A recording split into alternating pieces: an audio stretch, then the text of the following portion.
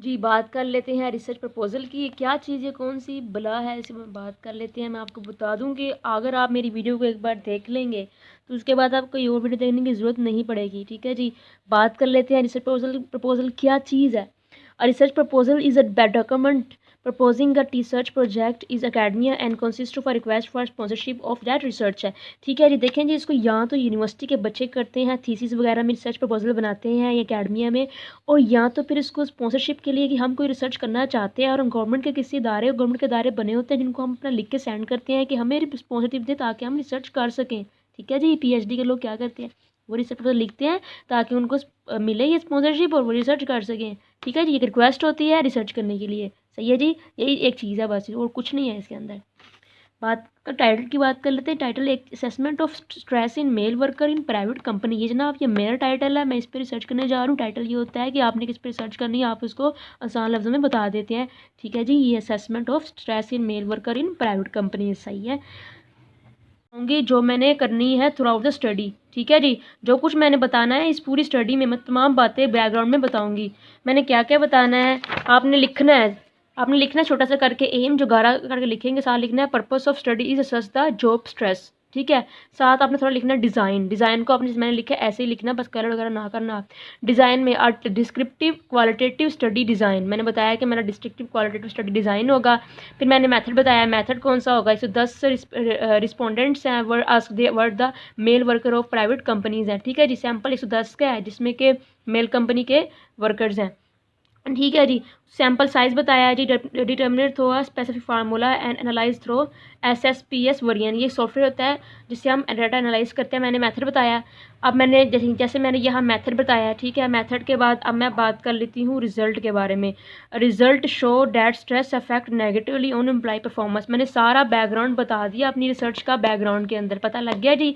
मैंने आपने लिख के बताना है, एम लिखना थोड़ा गाढ़ा मार्कर्स पे, आपने पेन से सारा बताना है। फिर डिज़ाइन, फिर आपने बताना है कि आपकी डिज़ाइन क्या डिस्क्रिप्टिव है, क्वांटिटेटिव है, क्वालिटेटिव है, ठीक है जी। अब हम बात कर लेते हैं इंट्रोडक्शन के बारे में। इंट्रोडक्शन के अंदर आप अपनी जो रिसर्च का जो टॉपिक है उसके बारे में इंट्रोडक्शन देंगे। सबसे पहला स्टेंस जो होगा वो टॉपिक सेंटेंस होगा इंट्रोडक्शन में। दूसरा जो होगा वो थीसिस स्टेटमेंट होगा। वो क्या होती है, वो मेन आइडिया होता है जिसको पढ़ के पता लग जाए उसको रीडर को कि आप क्या बात करना चाहते हैं। फिर सपोर्टिंग स्टेंस होंगे जो कि इसको सपोर्ट करेंगे, इसकी मदद करेंगे एक अच्छा सा थीसिस बनाने में, स्टेटमेंट बनाने में। फिर कॉन्क्लूजन स्टेंस होगा, बहुत पता ही आपको, इस तरह इंट्रोडक्शन लिखते हैं, ठीक है जी। अब हम बात कर लेते हैं उसके बाद ऑब्जेक्टिव्स की। तीसरा पार्ट है जी ऑब्जेक्टिव्स।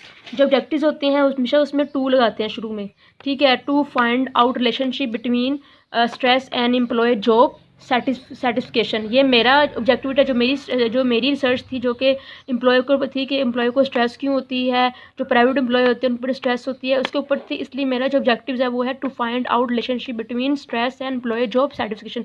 हमेशा अपने टू का वर्ड लगाते हैं ऑब्जेक्टिव्स में, टू फाइंड या टू इलस्ट्रेट या to assess for the assessment. हमेशा जो टू का वर्ड है वो लगाना नहीं भूलना ऑब्जेक्टिव्स के शुरू वाली वर्ड्स में। आगे है रिसर्च क्वेश्चन। रिसर्च क्वेश्चन जो होते हैं वो वर्ड का वर्ड मतलब रखते हैं, यानी कि हम जो हैं वो किसके ऊपर रिसर्च करेंगे। मेरे रिसर्च क्वेश्चन क्या है, मैंने किन के ऊपर रिसर्च करनी है। Study will examine what the relationship between stress है, ठीक है जी। मैंने देखना है जनाब between stress and employ job satisfaction.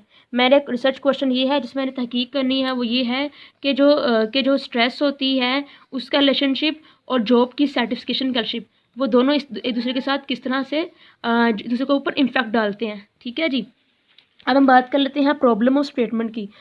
Research question के बाद प्रॉब्लम ऑफ स्टेटमेंट, जैसे मैंने बताना है कि अगर मैंने प्रॉब्लम के ऊपर रिसर्च ना की, अगर मैंने इसके ऊपर रिसर्च ना की तो क्या नुकसान होगा। अगर मैं रिसर्च करूँगी इसके ऊपर, जो टॉपिक मेरा है, तो इससे क्या फ़ायदा होगा फ्यूचर में कंपनीज़ को या फ्यूचर में लोगों को क्या फ़ायदा होगा। प्रॉब्लम ऑफ स्टेटमेंट ये होता है कि इसमें हम बताते हैं कि क्या नुकसान होगा अगर रिसर्च नहीं करेंगे और क्या फ़ायदा अगर रिसर्च करेंगे, ठीक है जी। जैसे जी अगर हम जैसे टेररिज्म है, इस पर रिसर्च टॉपिक होता है, तो हम बताते हैं कि अगर मैं रिसर्च करूँगी तो मुझे पता चलेगा कि कौन कौन चीज़ें ऐसी हैं जो टेररिज्म कंट्रोल किया जा सकता है। ऐसे the study will improve knowledge regarding the factor which are causing job stress in private company among male employ.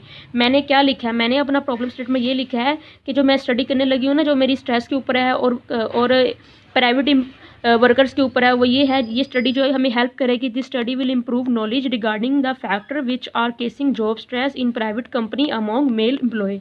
आपको समझ आ गया ना कि स्टडी होती है हमारा नॉलेज इंप्रूव करेगी रिगार्डिंग द कौन से फैक्टर हैं जो कि जॉब स्ट्रेस का केस की वजह से जो जॉब स्ट्रेस की वजह बनते हैं, और प्राइवेट कंपनी में जो लोग मेल एम्प्लॉय हैं उनकी जॉब स्ट्रेस की वजह बनती हैं, वो कौन से फैक्टर हैं। ये मैंने प्रॉब्लम स्टेटमेंट ये बताया है कि इससे मेरे ये फ़ायदा होगा, हमारा जो इम्प्रूव नॉलेज हो जाएगा। ठीक है जी।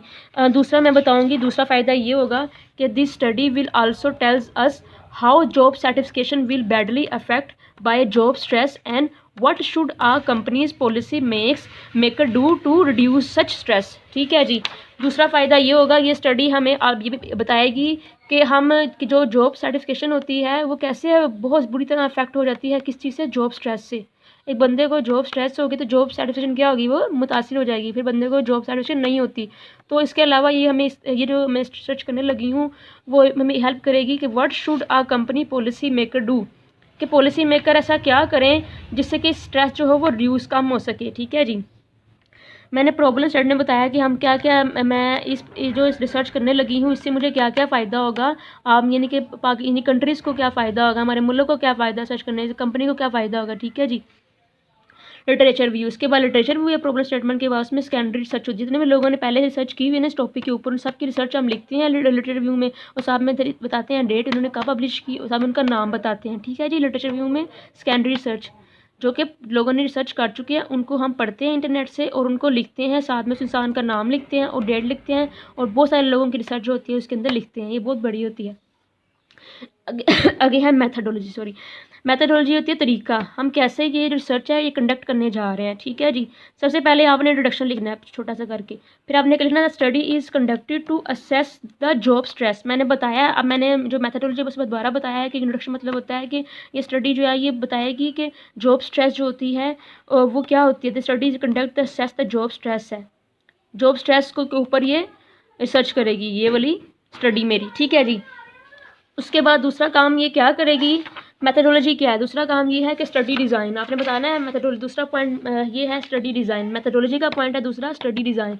The study adopted a qualitative cross sectional research design, आपने बताना है कि ये स्टडी है ये अडोप्टेड अ qualitative cross sectional research design, आपका जो डिज़ाइन होगा आपने बताना है। मैंने स्टडी डिज़ाइन बता दिया। दूसरा है सेटिंग ऑफ स्टडी, ये स्टडी मैं कहाँ करने लगी हूँ, ये स्टडी जो मेरी टारगेट पॉपुलेशन है ना वो मेल वर्कर हैं प्राइवेट कंपनीज़ में। ठीक है। मैंने बताया मेरी सेटिंग ऑफ स्टडी क्या है, स्टडी डिज़ाइन क्या है, इसके अलावा मेरे स्टडी करने लगी हूँ इसमें सैम्पल वगैरह कितना होगा। आगे सैम्पल साइज़ एंड सैम्पलिंग तकनीक पे बात कर लेते हैं। ठीक है जी।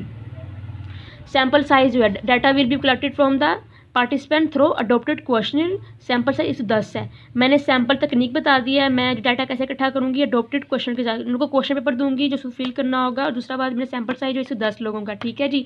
कुल 4 बातें मैंने बताई हैं मेथडोलॉजी के बारे में, इंट्रोडक्शन बताया था, स्टडी डिज़ाइन बताया था, सेटिंग ऑफ स्टडी बताया था, सैम्पल साइज सैम्पलिंग तकनीक बताया था, 4 बातें बताई हैं मेथडोलॉजी के बारे में।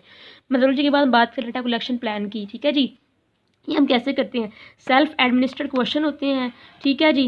डाटा कलेक्शन के अंदर कैसे किए जी, अब मैंने बता दी, मैं दोबारा बताया डाटा कलेक्शन प्लान क्या है मेरा, सेल्फ एडमिनिस्ट्रेड क्वेश्चन। मैंने बताया था ना आपको कि यहाँ पे क्वेश्चन पर मैंने उनको क्वेश्चन थे, इनको उन्होंने फिल करना था। ठीक है। ये सेल्फ एडमिनिस्ट्रेड क्वेश्चन थे, मैंने उनको पूरा टाइम दिया, उनको फ्री हैंड दिया, उनकी मर्ज़ी से उन्होंने उस रिसर्च को कंप्लीट किया। मैंने उन्हें कुछ क्वेश्चन थे जिनको उन्होंने अपनी मर्ज़ी के साथ कंप्लीट किया। ठीक है। ये मेरा डाटा कलेक्शन प्लान था, पता लग गया जी आपको।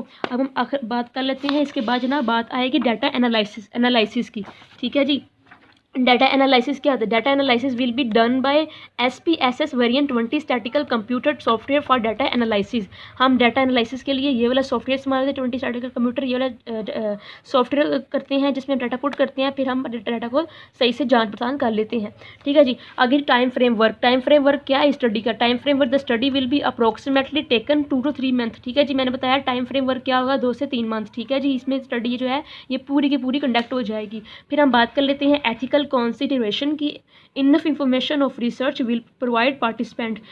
एथिकल ये होता है जनाब कि आपने कौन कौन से काम नहीं करेंगे, किस अच्छे किरदार के अंदर रहते हुए अच्छी हरकतें करेंगे, ये ऐसे कुछ नहीं करना जिससे जो आपका जो पार्टिसिपेंट है उसको नुकसान पहुँचे। हम एथिकल कहते हैं जी अच्छे किरदार को। ठीक है जी। तो आपने एथिक्स के अंदर रहते हुए ना ये एक स्टडी कंडक्ट करनी है, जैसे कि मैंने बताया कि मैं उनको पूरी इन्फॉर्मेशन दूंगी कि ये मैं आपसे ये क्वेश्चन जो ले रही हूँ इसका मकसद क्या है। ठीक है। ताकि वो जो है वो मुतमईन हो जाए। मैं उनको इनफ इन्फॉर्मेशन दूँगी। दूसरी बात ये है, मैं कॉन्फिडेंशियली कंसिडर करूँगी। मैं हमेशा वो जो बोलेंगे ना, यार ये बात ना बताना, ये हमारे बारे ना बताना, कुछ बातें वो नहीं चाहते बताना, तो मैं उनको छुपा के रखूँगी, ठीक है जी। तीसरी बात ये है कि मैं कोई भी ऐसा काम नहीं करूँगी जो उसको नुकसान पहुँचाएगा। अगर वो कोई इंजर है या ज़ख्मी हुआ है, तो उसके किसी ऐसे मसल के ऊपर से बोलूँगी ये करके दिखाओ या वो करके दिखाओ, ऐसा कोई काम नहीं करना चाहिए और इंजर हो जाए मेरा जो पार्टिसिपेंट हो, ऐसा कोई भी काम नहीं करूँगी।